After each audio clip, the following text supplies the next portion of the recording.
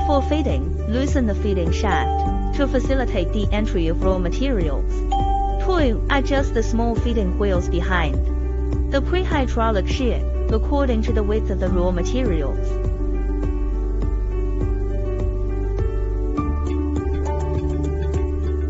Check the two small wheels behind the punching device and use them to calibrate.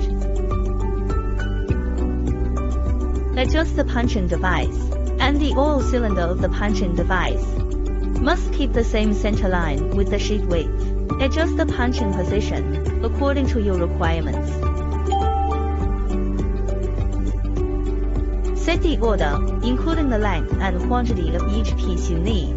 Then change to automatic mode and continue. Please note, for safety reasons, please manually operate the production of the first C purlin or C purlin firstly. When the raw materials reach the 14 shaft, stop and check if the rollers collides with the material, then continue to operate in manual mode to avoid collision for the 14th roller in material.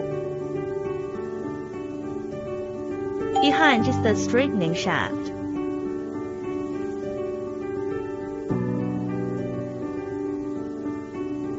The last 15th row is the feeding shaft.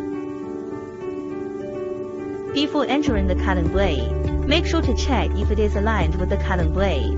To avoid collision, please refer to the operating manual for details.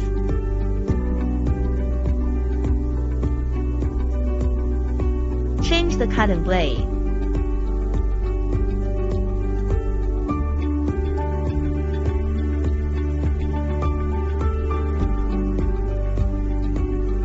To change the cutting blade.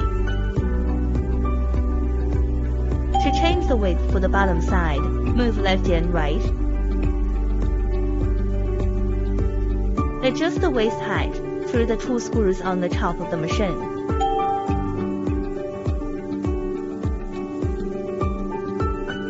Cut it.